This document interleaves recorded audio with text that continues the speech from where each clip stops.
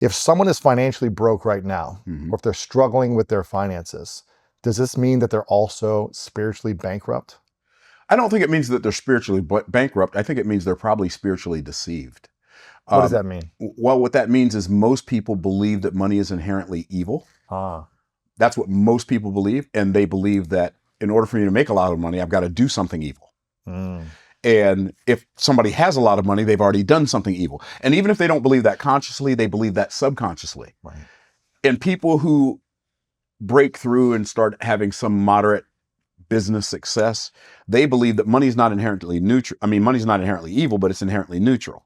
I don't believe that wealth is inherently evil or inherently neutral. I believe it's inherently good, even though there are people who do bad things with it. Right. Right. And so I think that's what I mean when I say they're spiritually deceived, because I believe the Bible, Satan is a spiritual being, God is a spiritual being, but not a religious being.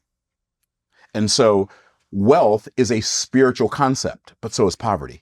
Mm, And so, in fact, it's really interesting as we study the Bible, we see that the very first temptation in the history of the world was the temptation to focus on lack. Because Adam and Eve had everything in the Garden of Eden for free, except one thing they didn't have. The enemy, Satan, got their attention on the thing they lacked, and they lost focus on all their abundance. That was the very first temptation in the history of the world. what do most people lack today? Awareness. Around what? Around almost everything. But I like to say that people don't lack abundance.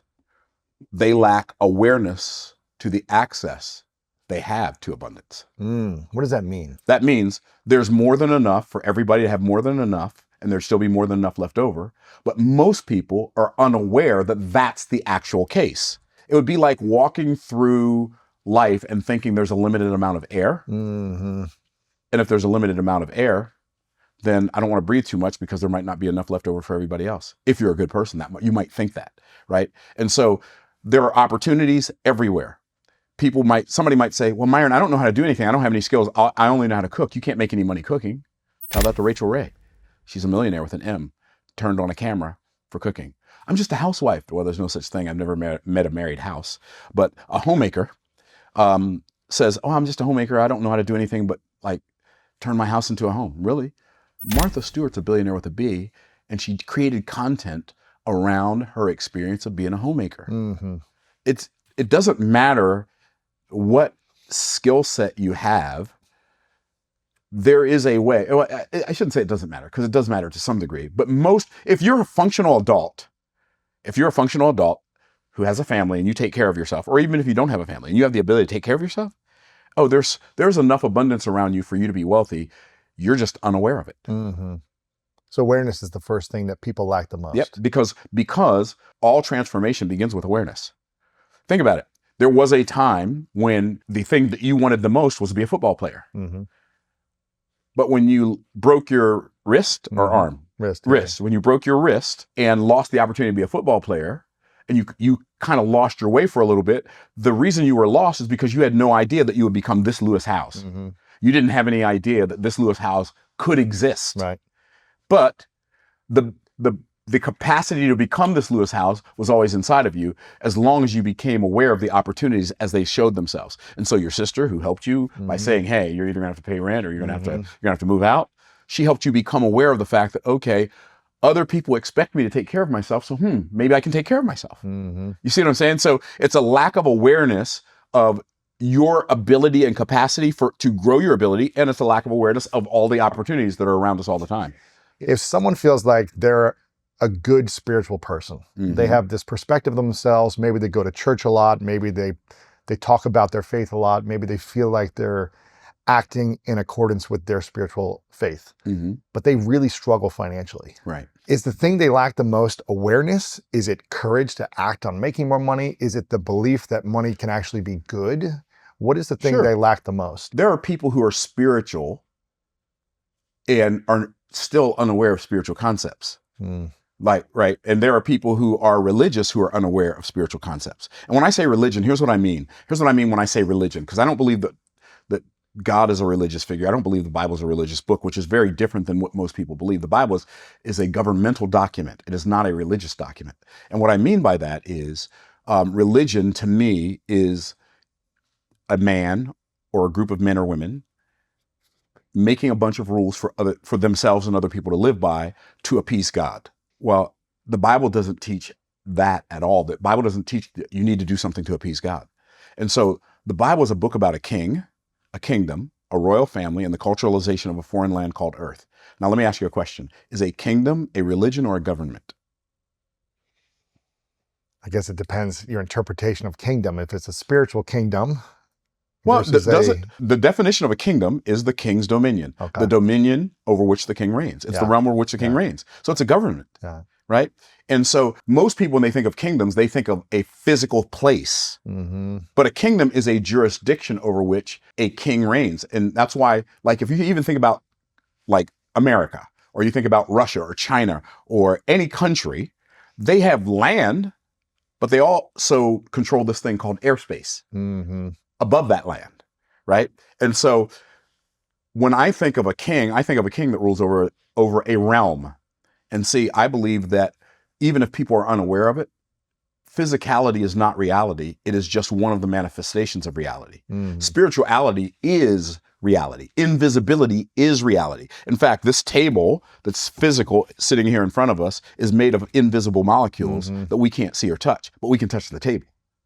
Why? Because it's a picture that just that whole concept of everything physical being made of invisible molecules is a testament that invisibility is the foundation of visibility, and physicality is a manifestation of spirituality.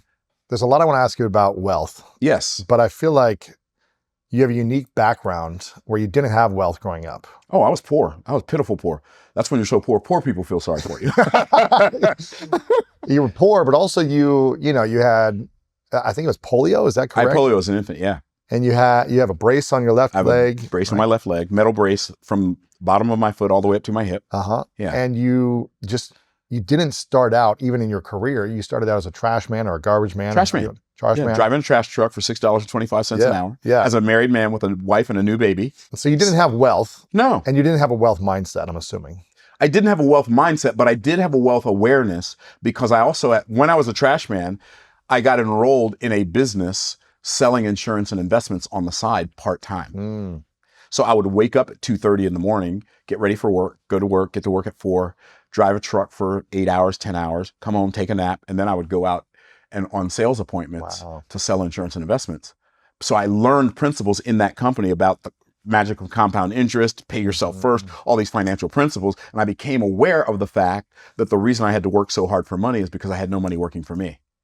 And so that's where that whole transformational journey started, where I realized, wait a minute, this person is wealthy. They're not any more talented than me. If it can work for them, it can work for me. But the only difference is they were actually good at it and I was terrible at sales. So would you say sales was the best skill that helped you generate wealth? I think it's the most important skill any entrepreneur or anybody who desires to succeed can accomplish. Like, they need to develop the skill of selling. And people say, well, I'm just not a naturally born salesperson. Well, first of all, I believe that everybody's a natural born salesperson, and we have it programmed out of us by the cultural hypnotic societal mechanism. Really? Right. When you got 2 new babies, they're 4 months old, right? Have they ever woken you up in the middle of the night and persuaded you fully to come and take care of them? Of course, crying. Right, crying, exactly. And then my granddaughter, she's 6 years old, and when she was 3, she said, "My pop, I want you to sit on." She calls me my pop. "My pop, I want you to sit on the floor and play with me." "But Ari, I can't sit on the floor and play with you right now because I've got to do X, Y, and Z." She said, "But my pop, you have to." I was like, why didn't I think of that? Okay. Right, exactly. So I sat on the floor and played with her, right? And so we're all born to be salespeople, and we're natural born salespeople, and we ask and ask and ask, and we hear no, and we ask again, and we hear no, and we ask again. "Can I have a cookie? No. Can I have a cookie? No. Can I have a cookie? Here, have the whole jar. Go play," right? Right. And so, but we have it programmed out of us. But I had it so programmed out of me because I thought it was thought it was yucky. I thought sales was yucky. I didn't want to be begging people for money. You're programmed not to like to talk about money. Certainly don't want to ask for money. You don't want to ask strangers for money. So we don't even realize we have all this subconscious program that's against selling. And even salespeople have subconscious programming against selling. They say, you've probably heard this phrase, people love to buy, but they hate to be sold. Well, I think that's the dumbest thing I've ever heard. That's the dumbest. That doesn't make any sense. I believe people love to buy and they love to be sold, but they hate to be convinced. And convincing is what people in sales who are not good at sales resort to because they're so bad at sales. What's the difference between convincing someone versus selling someone? Great question. Selling is persuasion. Convincing is when I attempt to get you to do something I want you to do for my reasons. I call that having commission breath, right? But persuasion is when I help you make a decision you already desire to make for your own reasons. Now, have you ever in your life, and maybe you don't now, but have you ever in your life had, when I get enough money, I'm going to get one of these lists, right? Pretty much everybody has a list like that, right? When I get enough money, I'm going to get one of these. I'm going to buy a car, a I'm watch, going to buy a watch, or a house, blah, blah, blah, whatever, vacation, whatever, right? So I realized one day that there are millions of people in the world, or at least thousands, tens of thousands, potentially hundreds of thousands, but I believe millions, tens of millions of people in the world who would love to buy what I'd love to sell if they only knew I existed. And so what most people in business do, and most people in sales do, is they go and look for people to sell stuff to. And people ask me that all the time. Myron, how do I find people to sell stuff to? You're asking the wrong question. How can you expect to get the right answer? A better question is, how can I make myself more findable for people who already want to buy what I already want to sell? The reality is, if you've ever bought anything, you bought it because it was sold to you. Now, the people who are best in the world at sales use a concept I call seamless selling, which means they will sell you something and they will make you think it is your idea. If you are down to your last dollar, right, or in that space where you feel like I'm really lacking, I'm in debt, a month to month, whatever it is, paycheck to paycheck, right, and you have this thing that you're trying to sell, right. How do you not feel so needy when you're like, I really need this commission right now, or I really need this person to buy because I'm not going to survive. So how do I make it so convincing that they need this, or persuasive that it's for them, rather than I really need this? So you have to work with human nature instead of working against it. And human nature works like this. If I chase, you run. If I run, you chase. If I lean in, you lean out. If I lean out, you lean in.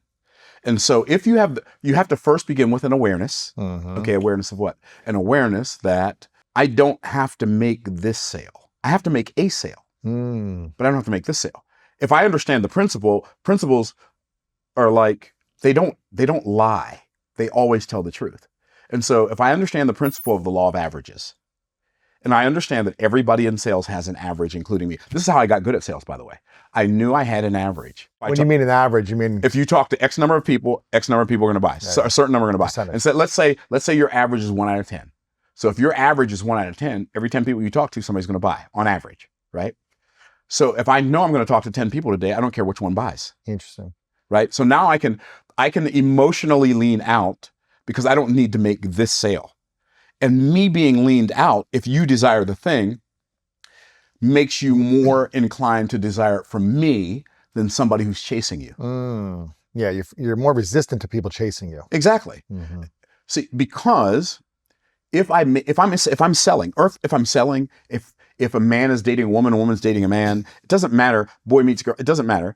If I am making you feel like I need you, you believe you don't need me. But if I can make you feel like I don't need you, then you believe you do need me. Now, in order for me to make you feel like I don't need you, I need to feel like I don't need you. How do you do that? By realizing I've got a law of averages and I have to make X number of sales, but you don't have to be one of them. And if I realize that, you know what, it's a privilege to work with me. I'm one of the few people in the world that have your best interest in mind, like who will sell you something and be happy as a lark in the park if you say no. Yeah. Because people say, well, that's easy for you to say because you have money. But no, I have money because that's easy for me to say. And it's easy for me to say because it's easy for me to feel. Because if I'm selling something to you and it's not in your best interest, when you say no, I'm glad for your sake and my sake you said no. I'm doing an event in Orange County, right? This weekend, tomorrow and the next day. And I asked you, I said, why don't you come up and speak? You're like, where is it? I said, it's in Orange County. You're like, no, that's too far. And when you said, no, that's too far, like it made perfect sense to me. Yeah. Right. And I kind of picked and jigged at you a little bit. Of course. But it made perfect sense. I wouldn't want you to have to deal with like an hour and a half of traffic and come speak at my event and empower a bunch of people and then have to deal with an hour and a half of traffic coming back. And then you feel yucky about that experience. And now every time you think about me, you're thinking about that. I would rather you say no and think, man, when I have the opportunity to do something with him, I'm going to look forward to it. Sure. You see what I'm saying? Yeah. So I really believe that the main ingredient, the most important ingredient that you have to be successful in, like super successful in sales, is to love the people you sell to so much that you would never sell them anything that would do them harm. Now, I love this, but life for me is about enrollment. It is. And so when do you know to stop, not trying, but stop enrolling or persuading someone in your vision, in your product, in your speaking thing? Most people who watch this are not going to like my answer. I stop when they say no. Because the first time. Yeah, well, it depends. Yeah, for the most part, yeah, I do. Yeah. Because I know they'll be back, right? Okay, so for instance, if I'm doing an event, I don't hard close. I don't ever hard close. I don't ever, like, I do a challenge once a month, and at the end of the challenge, I say, well, this is the offer we've created for you. If it makes sense to you, and if it's for you, you're smart enough to know it. Take advantage of it. If it's not for you, you're smart enough to know that. But if you're waiting for me to sit on this Zoom call and talk to you for 45 minutes about why you should take advantage of it, that's not going to happen because I've got a tee time. I'm going to the golf course. If you enroll, we'll see you in the program. If not, we'll see you somewhere else across the world. Have a great day. And I'm done. Yeah. There's zero pressure because I don't want you to buy because I talked you into it. Because if I've got to drag you in, I've got to drag you around, and that's exhausting. That is exhausting. And people really respect you when you really respect them. Thank you so much for watching this video. If you enjoy this and you want more inspirational content, make sure to click the subscribe button below and click right here to watch what's coming next.